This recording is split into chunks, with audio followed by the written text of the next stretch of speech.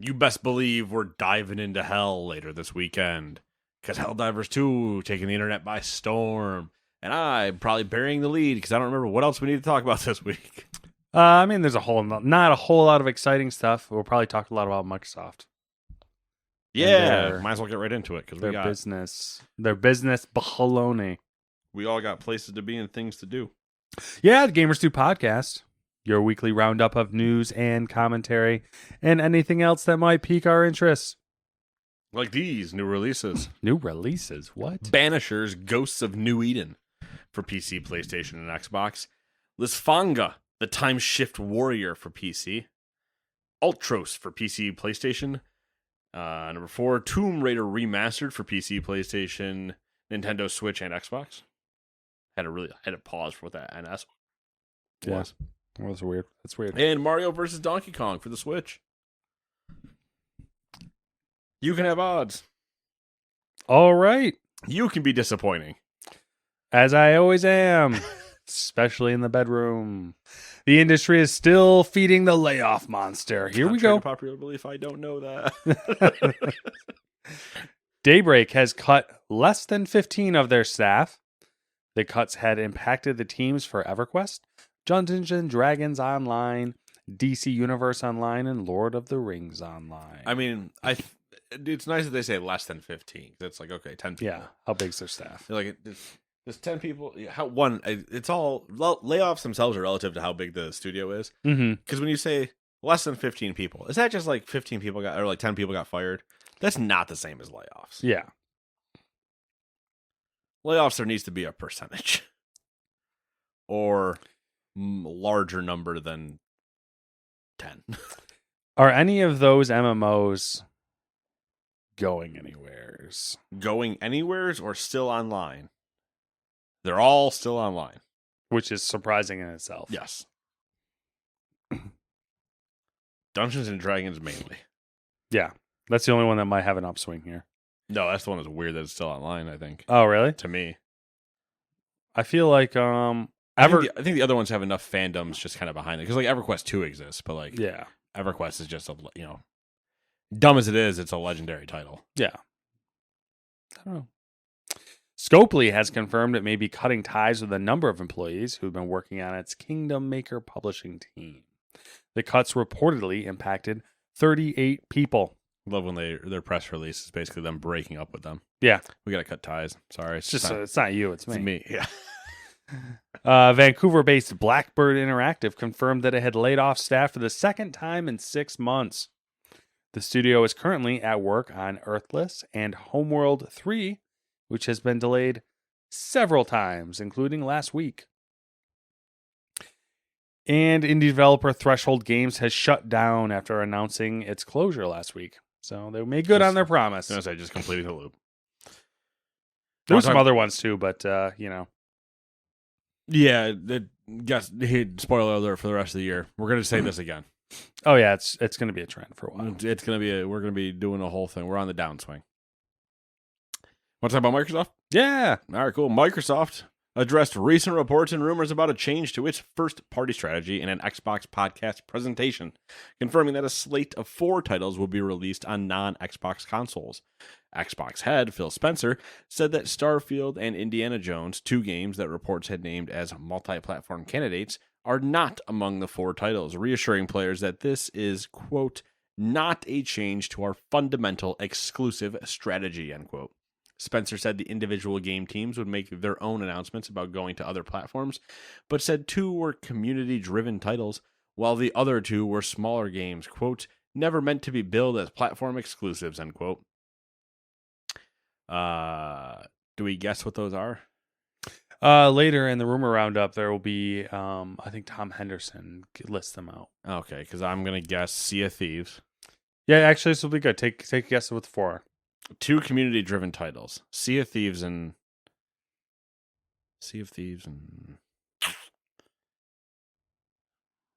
I don't know the other one. Fortin.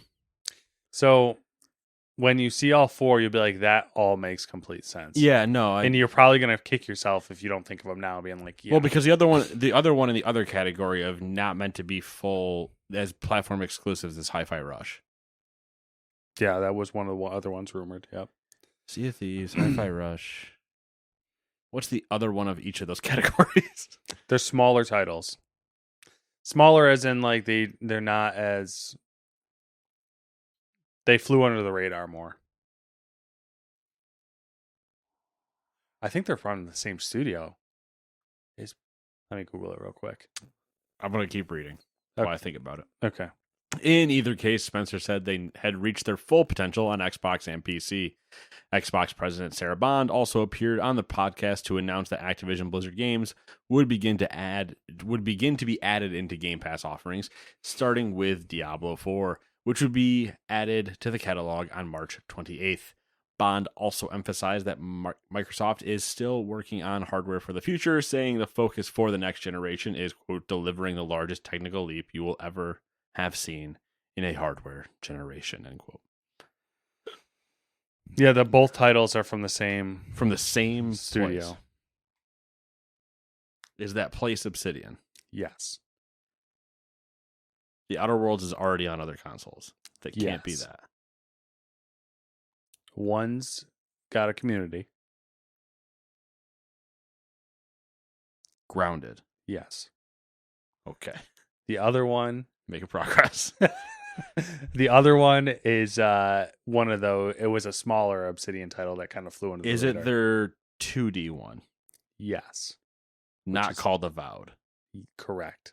It's called Pentiment. That one. Look at me go. I know these things. I just need some help. Yeah, but all four of those, you're like, yeah, that makes sense. Subsection A, Xbox head Phil Spencer reportedly told employees that Microsoft isn't planning to stop making consoles. During subsection B, I'm not reading the rest of these subsections. Deal with it. I fucked up the numbering at some point. Yeah, we got B, C, D, and E here, so don't worry about it. During last week's rumored Xbox town hall meeting, Xbox president Sarah Bond reportedly told employees that every screen is an Xbox. The fuck do you mean, Sarah? Well, you're about to say it again, so... The Verge has obtained a copy of the memo Phil Spencer sent to employees, and he outlined a new strategy where every screen is an Xbox. Phil Spencer said that Apple's proposal for opening the iOS store in Europe doesn't go far enough for Xbox to exist on the platform. Yeah, complying with whatever the new rule is called. And Xbox Game Pass now has 34 million fully paid subscribers. Yeah. That's a lot of subscribers. That's a good amount. A lot of scrobblers. It's a reference that nobody's gonna get. I think I know what they mean with the every screen is an Xbox. Yeah. Of like, we're gonna try to get this to the point where you're playing on your phone. Guess what? Xbox. You're playing on your TV. Well, it's an Xbox. You're playing on your PC. Xbox on your PC. Like, it's just such a dumb tagline. Phil Spencer did some interviews, and there was some more of the memo that leaked. That's basically it. Where they want it to be a continuous experience, like they build. I think it was Xbox or Microsoft did it last console generation, where you could be playing on your console in your living room and then have to go somewhere and get up, and while you're on the subway be playing on your cell phone, and then literally what the Vita and everything have always tried to achieve. Yeah. Never stop playing. Yeah. That's the plan. Don't stop playing games. All right. Number 3, PlayStation is looking at bringing more of its exclusive first-party titles to other platforms, such as PC, in an effort to grow its games business. During an earnings call following the release of its latest financial results, Sony president and COO Hiroki Totoki, I really got to figure out how you say his name, told investors that making PlayStation exclusive multi-platform would help its operating income improve, which was down 15% to only $6.5 billion. Quote, if we have strong first-party content, not only with our console but also other platforms like computers, we can help operating profit to improve, end quote. There has been a lot of conversation this week around that topic and last week due to Helldivers and how it released on the same day on PC, and it kind of blew all the other PlayStation exclusives out of the water. As At far $40. as, yeah, who would have thunk it? Who would have thought it'd be successful? Oh my god, mastermind over there. This entire fucking podcast for the last 3 years. Yeah, so maybe we'll get some. We won't have to deal with timed exclusives as much as we used to. Maybe. What a day that would be if we didn't have to buy PlayStations and we could just get all the exclusives on PC. Then what would you do? I don't know. Probably still buy a PlayStation. I don't know. I don't know either, because sometimes the convenience. I think I would just get a second PC for the living room at that point. Or stream it. Yeah. Yeah, or stream it. Stream it works too. Steam Big Picture or whatever. No, well the Steam Link? Steam Link's gotta come in useful at some point, right? There's no way I have one of those in that drawer for no reason. Yeah, I got one somewhere as well. Number 4. Sony has confirmed that Rise of the Ronin will not launch in South Korea. According to Ruli Web, Sony did not give a reason for canceling the launch, but it's believed to be connected to comments made by the game's director, Fumihiko Yasuda, regarding 19th century scholar Shon Yoshida. Yoshida taught many of the leaders of the Meiji... Why did I get this? A Meiji Restoration, which brought imperial rule back to Japan and was a key figure in the 1873 debate as to whether Japan should conquer Korea. While this was decided against at the time, Japan later took control of Korea in 1910 and occupied it for 35 years. As such, Yoshida is a controversial figure in Korea, and his inclusion in Rise of the Ronin has sparked criticism. In a behind-the-scenes video promoting Rise of the Ronin, Yasuda compared Yoshida to ancient Greek philosopher Socrates, saying, quote, "I wanted to depict his teaching and his life from the moment I started working on Rise of the Ronin. He wasn't just a philosopher, he insisted on the importance of taking action," end quote. Quick history lesson there for anybody that gave a shit.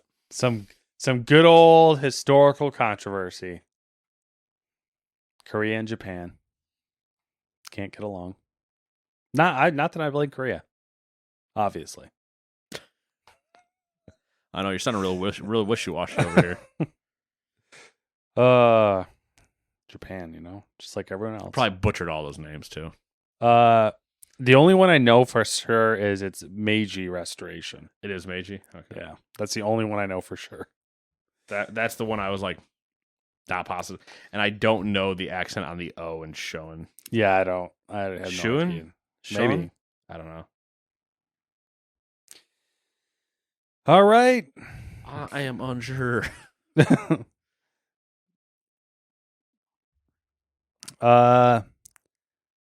Glade.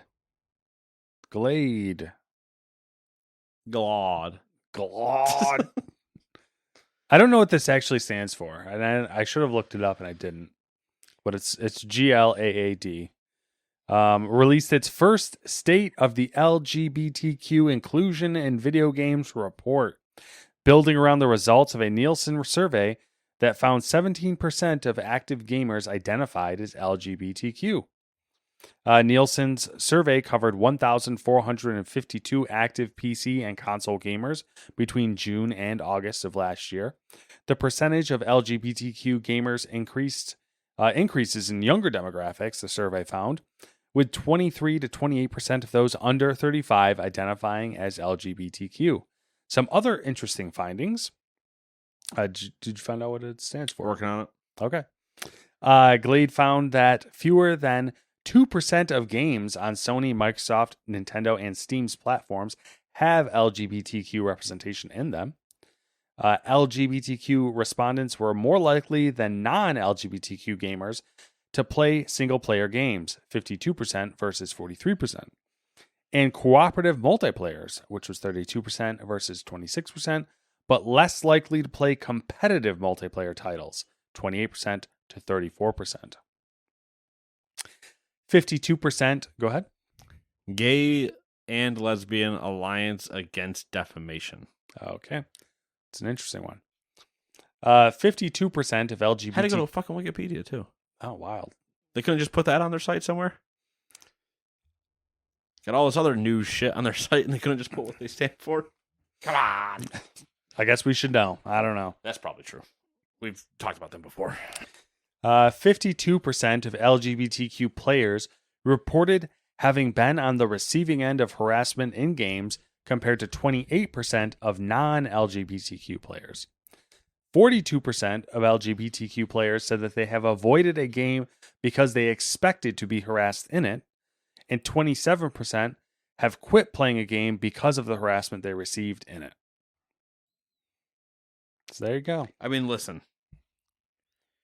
I have a question about this, okay. but go ahead first. The numbers are sad. Yes. You don't like to see that. And at that same time, it doesn't surprise me. Yeah, it definitely doesn't surprise me. 42% saying that they avoided a game because of they expected to be harassed in it. I can only imagine. I can only imagine as well, but like, how do you know someone's LGBTQ in a video game? Like, I would have to assume. But I mean, to that same extent, it depends on what you're defining as harassment.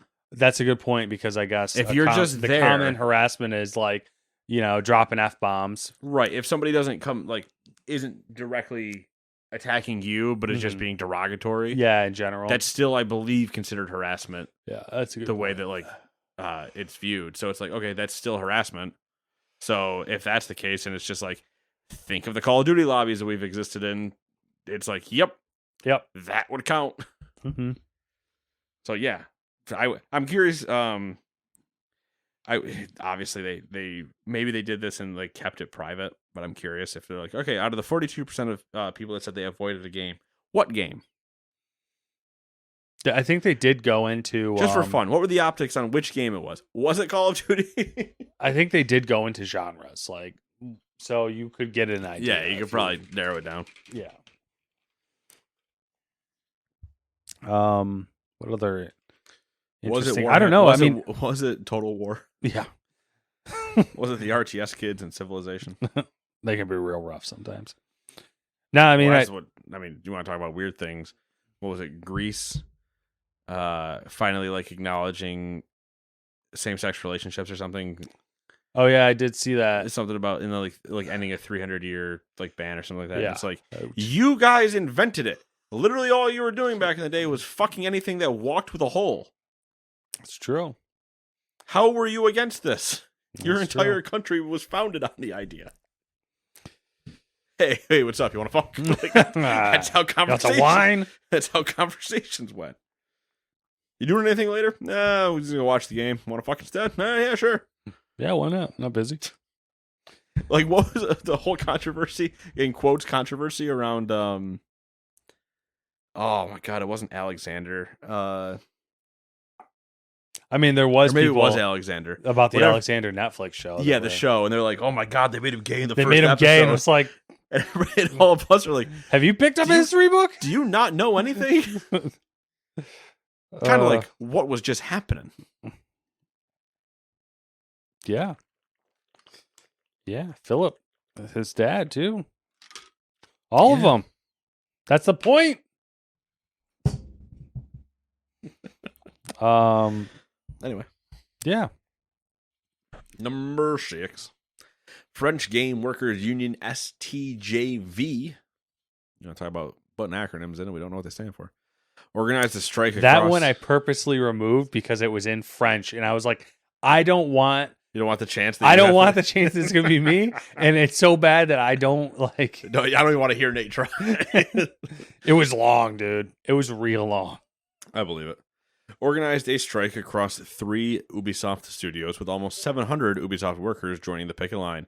STJV called for the strike earlier this month following the failure of the annual salary negotiations at Ubisoft.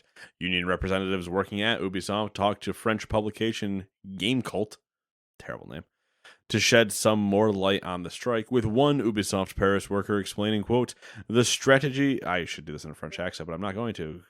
"The strategy chosen by management aims at saving $200 million over the next 2 years among production costs. We are contesting this strategy. Quote, when you're a game development studio, the right way to make money is to make video games in the best possible conditions so they can be of the right quality. It's not by skimping on the workers who build them or by saving on the tools they use that you're going to make money in a capitalist context. Workers want to be proud of what they ship, and overall, it's not by struggling to pay your rent or by working in poor conditions that you can work properly, end quote. Ubisoft's sinking to the bottom. Yep. And I'm sure we'll hear about some massive layoffs next week. Skull and Bones looking like shit. Oh my God, looks real fucking bad. Everything I see about it is just like, oh no. Oh, no. We fixed this though. We fixed this. Well, then maybe they'll pull a No Man's Sky. Number 7. Here's the problem with that. Yes. Sure. You want to pull a No Man's Sky? How long did you have to pull a No Man's Sky? I want to say like 6 years, but that feels like too long. 2015. Just to hit you with a quick... What? I'm almost positive I'm correct in that. 2015. And it took at least 5 for us to go back. 2015. And they weren't starting from scratch. They had like all of the ship, like a good basis for all the ship sailing and mechanics and everything. Mm-hmm. Yeah. I don't know. Ubisoft, I think you've really fucked up this time. I think you've lost your game making card. They just have one card. It's just the size of a business card that is just stuck in Yves Guillemot's office. That's just licensed to game make. We're gonna revoke that now. I need that back. And your gun. Hello Games is once again back. Weird transition. With a massive No Man's Sky update called Omega. The headline feature is the addition of the Omega Expedition, which is due to run for 4 weeks, which the studio said has been created from scratch to be the ideal introduction to newcomers. The expedition will guide new users through the basics of base building, trading, space combat, lore, and more, thanks to a series of milestones and quick missions. At the same time, the Omega Expedition features some of the best rewards available through expeditions. There's a reason this expedition is geared towards new players. No Man's Sky is free to play this weekend until Monday 19th. The 19th. Oh my God, I can't talk. For the first time since its launch in 2016. Any progress made during the free weekend will remain available after purchasing the game. Still doing it. Still doing it. Just slamming out stuff. I mean, I don't know. It's wild. Probably better than fucking Starfield at this point. It might have been. They've added so much like story shit into it. Yeah. I like their space stuff, I think, a little bit more. I don't know. Something about still not a huge fan of space combat. Yeah. Probably unless I was in like Elite Dangerous or maybe in Eve is where I would potentially excel, where it's just all point click and it's not you actually like really flying a thing. Yeah, it's kind of like based on stats or something. Yeah. Baldur's Gate 3 and Marvel's Spider-Man 2 were the big winners at the DICE Awards. Wow. I didn't look at this. They weren't kidding. They win everything, and that's just what we don't need to have that link at all. 1, 2, 3, 4, 5, 6. Marvel won. Spider-Man 2 won 6 awards. 1, 2, 3, 4, 5. Baldur's Gate won 5. And there's probably somewhere between 15 and 20 awards total. Well, good news. We don't have to read the rest of them. Just know that DICE Awards happened and those two cleaned up. Yeah, they basically didn't win any awards that they couldn't win. So like adventure game, family game, fighting game, racing game, sports game, strategy, online, VR. Yeah, they just didn't. Any game they weren't in, they didn't win. Any award they weren't in, they didn't win. All right. That's pretty ridiculous. Game of the year was Baldur's Gate 3. Okay. I sign on to that. I agree. Okay. Any other ones you're curious about or no? Not really. Okay. Sad that Alan Wake didn't at least take one of them. Oh, they did. Alan Wake did take one. Sorry, take one in one of those categories. Like, instead of. They let me look that up real quick. No, it took one that they would have been in. Achievement in art direction. Okay. Good. God, such a good game. Yeah. I think back on it every now and then. I'm like, Spider-Man. Like, this is a fucking good year. Yeah. It's weird because it is a good year, but like it, for some reason to me, it doesn't feel like a good year. Maybe because like I didn't play anything. Yeah, well, it wasn't 2018 for us where it was God of War, Red Dead Redemption. Yeah, it wasn't just like where it's like bang bang. Mm-hmm. Matt's 100% jam into these. It was okay. There was no Horizon. There was no none of your typical sit downs. Yeah. But also like the quality of games of like. I mean, you walk into the Game of the Year award and you go, Game of the Year conversation, you go, what are these for? That's a pretty good time. On paper, all the games that I should love, and I probably would if I played them. Like on paper, I would like Spider-Man, Baldur's Gate 3, Alan Wake. I would like all those games. Yep. Agreed. All right, time for the rumor roundup. A little bit longer of a one, but you know. Trust me, he rounded them up. YouTuber Moore's Law is Dead has talked a bit about the PlayStation 5 Pro, corroborating earlier leaks. The YouTuber mentions that Sony is currently planning to use 16 gigs of GDDR6 memory over a 256-bit bus. Nerd. Additionally, Moore's Law is Dead mentions that the GPU will offer 60 compute units in the full die, with Sony planning to cut it down to 56, disable it down to 56. Another interesting tidbit from the video is that AMD is said to expect a holiday 2024 launch for the PS5 Pro. And they're thinking, as in Moore's Law is Dead, is thinking that it will be $500 without a disk drive. Bold move, Cotton. Yeah, we'll see about that one. I can't imagine that selling well. The CEO of Starbreeze said that its Dungeons & Dragons co-op game is still in pre-production, but is on track for a 2026 release. There's going to be a lot that might burn. Yeah. AMD leaker Kepler has some comments on the cost of future consoles. Quote, cost per transistor has remained flat through FinFETs and will go up with GAA FETs and CFETs. The days of free cost savings with die shrinks is over, and things will only get worse. Future consoles will either have increasingly smaller performance gains or significantly higher prices, end quote. Just for the quick, I don't agree.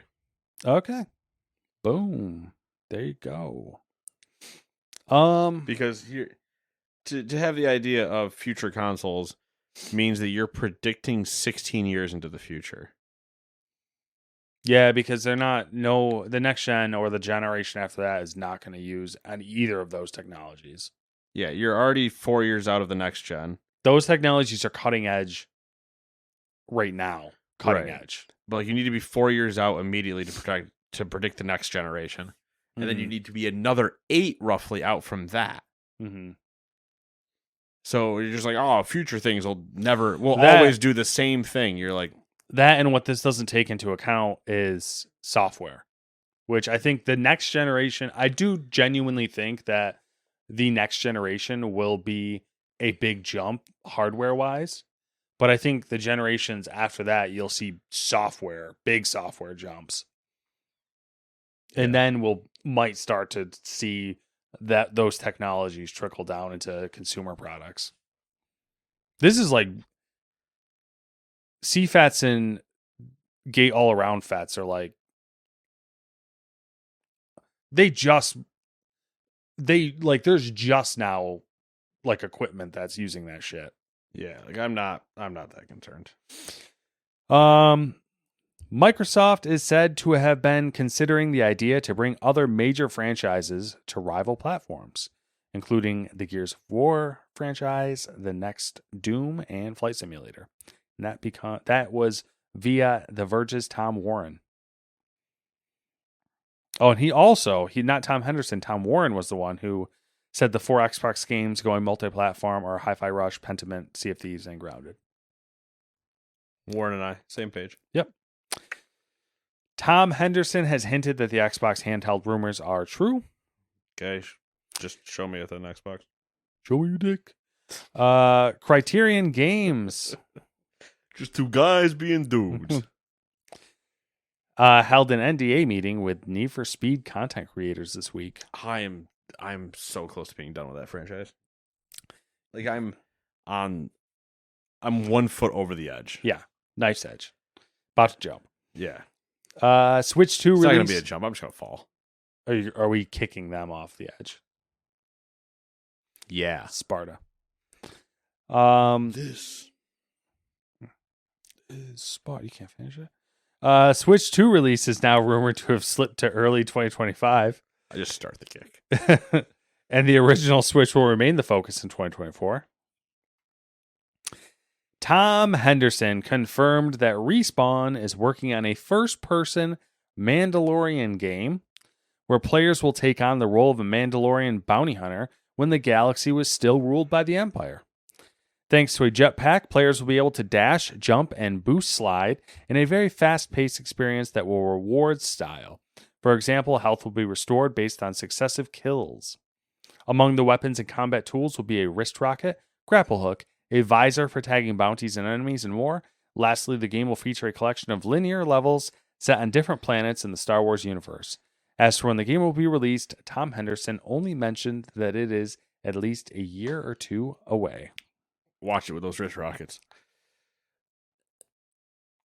A quick-paced shooter that has things that like an Apex Legend might have. Interesting. I wonder if they would use potential Titanfall tech, which had like jetpacks and shit in it. Like wall running and shit. Oh yeah, we're gonna make a Mandalorian shooter. Literally, the gaming industry being surprised and me going, yeah, I fucking hope. You have all of this. You have literally all the tech. You're sitting on it. You technically should have. You should be doing Anthem. You should take Anthem's exoskeleton that EA created, buy it from them, and then do it. It would work. If there isn't a Titanfall reference where you as the Mandalorian get put into an ATST, I'll be very upset. What if it's an ATST with hands? And it just picks you up and puts you in it. A prototype ATST where they put hands on it? Where it's like a really crude way of it. It's just one hand. It's just like a really cruel like elevator because they didn't know how to get you in. I just want it to be like a bucket with like it only makes one motion. It's just like that's it. Oh yeah. Almost like a what if it's like a monkey's tail? So it's an ATST that just runs forward but just has that arm off the back of it, like a monkey tail that just picks you up and throws you in like a dumpster, like a dump truck picking up the dumpster on the side of the road. Like a backhoe or something. Yeah. Reverse backhoe. Anyway, let's talk about some questionable things we didn't write full paragraphs on. Alan Wake 2 has sold 1.3 million units. Remedy has confirmed plans to grow and expand the Alan Wake franchise, hopefully making Alan Wake 3. As far as I'm concerned. Number 2, Austin-based developer Monumental has entered into an agreement to acquire game publisher and web portal Congregate for an unknown sum. Probably a large one.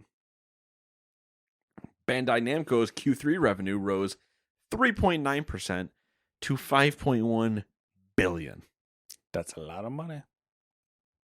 Number 4, the development team behind iRacing, the subscription-based racing simulation PC game, has announced a major milestone, the upcoming edition of Dynamic Rain. The feature will be a part of the new Tempest weather system, which is slated to be added to the game next month.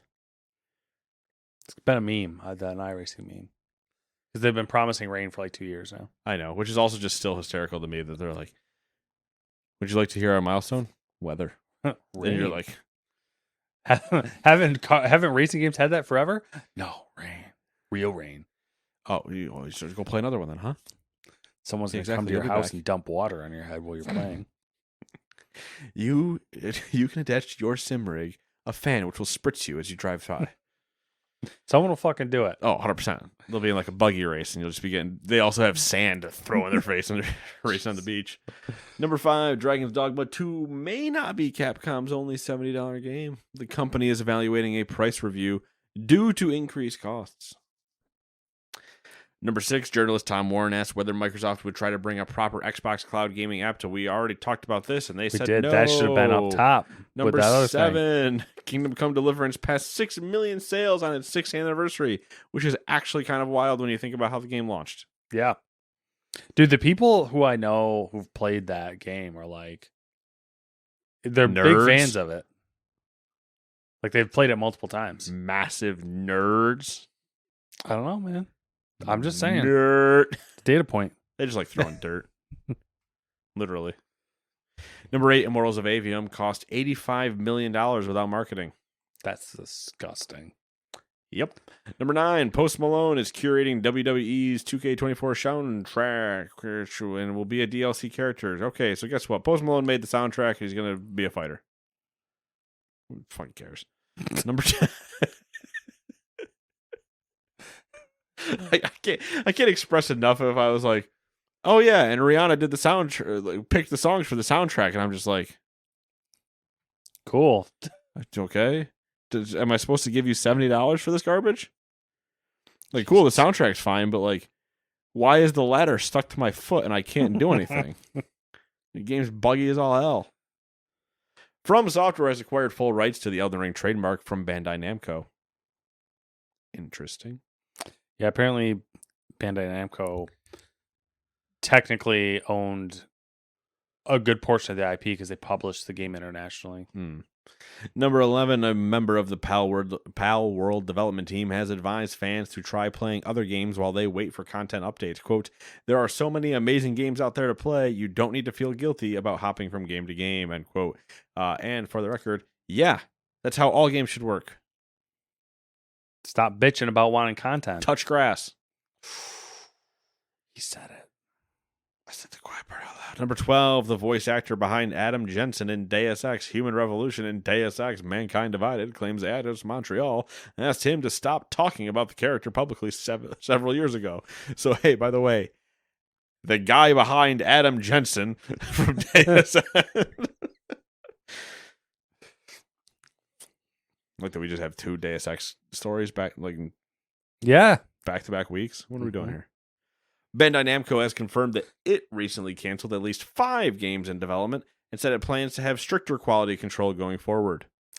The Deus Ex, I'm trying to see how powerful this whole speaking things into existence is. Yeah. Force it into the open. Yep.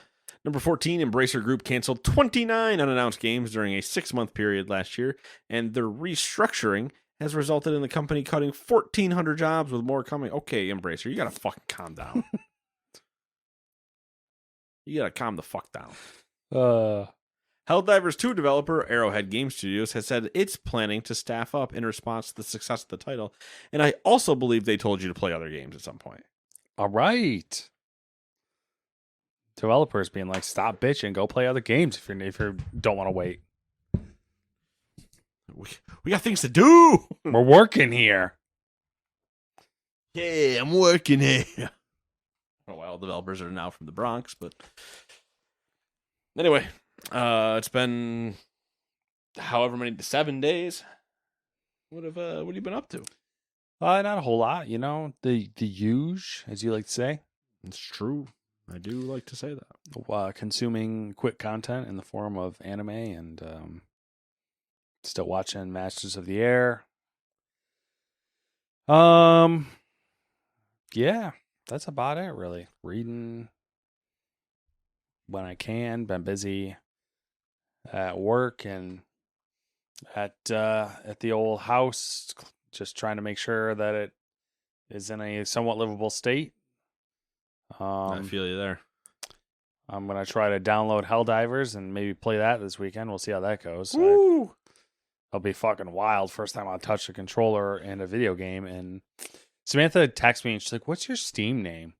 And I was like, "What did I say?" I was like, I wouldn't even bother telling whoever's asking because I haven't played a game in over a year or something. Like, I don't know who's asking.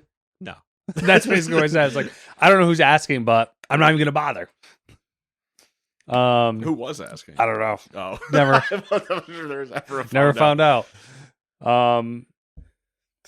Woman, when have you seen me playing a game? That's basically. I'm like,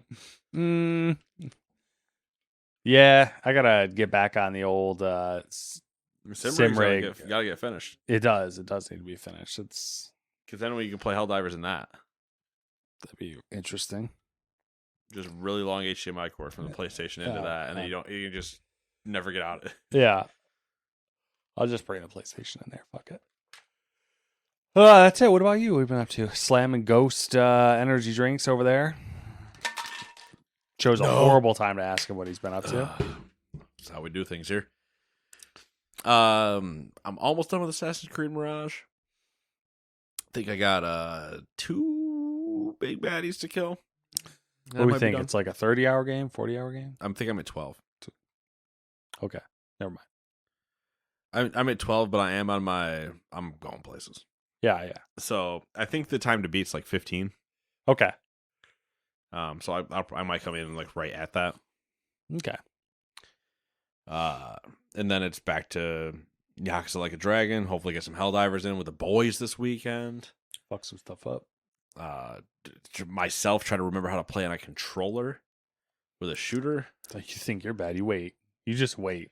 Oh, I know you're gonna be worse than me, but it's the shocking realization when I go like I played a mission on Helldivers on my PC and I was like, yeah, this feels like a normal shooter. Just gotta kind of figure out like the care package system essentially. Yeah, and it's all the button like shortcuts, so like left, up, down, right, up, down, and it's like okay, yeah, that's just WASD. Like I can do that, and then it's like okay, that's the only thing I have to like try to really remember.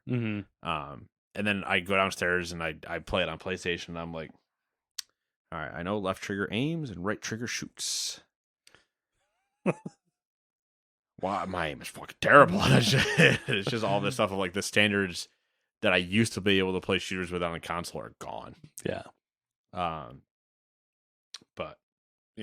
after enough time, it'll come back to me and we'll be in the swing and it'll be a routine and I'll be fine. Yeah. But it's like right now, like if we were still playing Destiny. We got even Grand Theft Auto on the PlayStation. Oh my god! Like I would be so fucking terrible. Yeah. Versus if we were playing them on PC, I'd be like, oh yeah, no, I'm fine. I'm just vibing. Yeah, I'm not looking forward to that part of being just like disheartened at how awful and out of like practice and out of touch I am on games. Yeah. So that'll be fun. It's always the getting back into a groove. It's it's the whole if you don't use it, you lose it. But it's more of in this, it's like if you don't use it, you just have to take a long time to get it back. And once you have it back, it's like, all right. So yeah, just playing those, and that's where we're at. Still listening to stuff, still doing other things. New Hardcore History podcast. House in livable state is in progress. I got to do some cleaning this weekend and start trying to like formulate plans for when the weather officially gets better, what rooms I'm ripping apart, and I've started some things in some rooms where I'm like I'm gonna slowly acquire things that I know I need to do in these rooms type of thing. Oh yeah, that's a good idea. So that way I have everything by the time that I'm just like there's a solid part of me that's like that might not be here. That might just be gone in the summer, but at the same time, I'm like it functions. I don't really need to get rid of it, so. Because I'm not going to replace if I get rid of it, it's not getting replaced. It's just it's kind of like a chair here or something, right? But it's at the same time, it's like just kind of convenient and doesn't need to. But there's just a lot of other stuff that's got to go. Old keyboards that I don't have a reason to keep. Old whatever, and kind of do a purge and then a strip down, and then the dining room is getting done maybe Memorial Day weekend, maybe before that if the weather's nice before that. That'll be a full strip down, paint, everything, blah, blah, blah, blah. So That'd be nice. that'll be another one down. Yeah. And it's just on to, Then you'll do the next, then the next, then it'll be finished, and then you'll be like, I'm going to buy a new house. anything can happen. That market, though. Oh, yeah. Rough. You're going to need to find me a woman to split the cost. Jesus. Yeah. It's too much. Too damn high. Rent is too damn high. It's like I was talking to one friend from volleyball, and she like sent me a picture of food that she was making on like Valentine's Day, maybe or something. Or no, I think it was before Valentine's Day. Because Valentine's Day I was playing volleyball, and the whole joke was like, "There's not going to be anybody here because all the couples are out on like date night, and there's only 8 of us. It was a couple of the older guys and me, and everybody was like, "Yeah, I noticed there's nobody here because they're all on date night." And I looked around and I go, "Yeah, what does that say about this guy?" And everybody's just laughing and whatever. But she sent me a picture of like the food that she was making. It was just like some whatever, and I was like, I think it was maybe chicken parm or something. And I was like, "Oh, I take delivery, whatever." She's like, "You can't afford my delivery fees," and I was like, $350, the old $350, and she goes, "Absolutely not," and then hit me with like what her rent cost is, and I went, "Absolutely not. That's way more than what my mortgage is." It's fucking wild. And I was like, "Nope, Yeah, never mind." I'd be more inclined not to even necessarily. We don't need to talk about this on this podcast. To not necessarily buy a house, but to build a new one. Yeah. You see they're doing the one at the bottom of town? The one that I've joked about buying before? No, there's someone working on it? The one that's across from Stewart's. Yeah. Yeah, they've been working. They I think I 100% saw a like hired- dumpster there or something. Yeah, they like hired a construction because they were doing siding and stuff like Yeah. that, and there's a for sale sign in front of it. That's the one that I debated buying multiple times over because I think it was foreclosed on so many times that the bank had it at like 10,000. Yeah. And I was like, all right, and then I need to put like 110 into it to fix it, if not more, probably. Yeah. Well, that's kind of the problem is construction is also expensive. Yeah. Yeah, There's always that thought, man, like, what if I just built one? And then it's like, well, do you really want to build one up here? And then I'm like, well, yeah. Everything gets met with what if questions, and it's like, okay, let's just sustain then. Yeah. Sustain until I can find a reason to do something crazy. Yeah. Yeah. Yeah, we looked into we're kind of looking into it now to see how viable of an option it is, but it seems like the average across the state is $182 a square foot, which is pretty pricey. Like if you add in how many development square feet are in, how big? Your house is probably 2,000 square feet, I would guess. I have no idea. So okay. Like that's what I've been doing is roughly 2,000 square feet, which is I think pretty close to $400,000. I tell you right now, this house not $400,000. Yeah, well, that's kind of the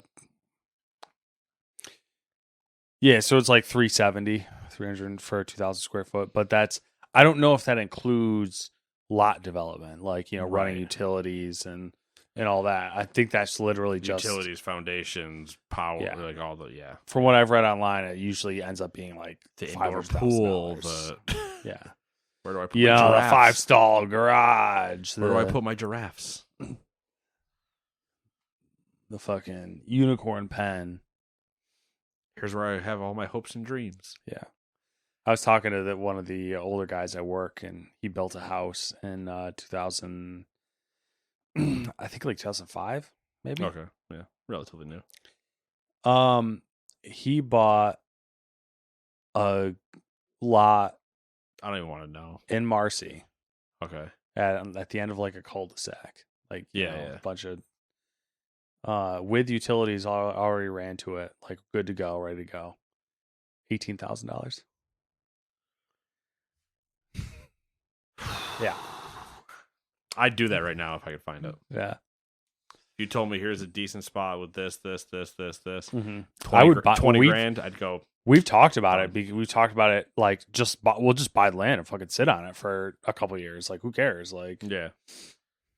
But there's a couple spots I'll tell you after this of like where I'm like, I hope somebody moves. Yeah. But all right. Until next time, 7 days from now. Toodaloo. Bye bye.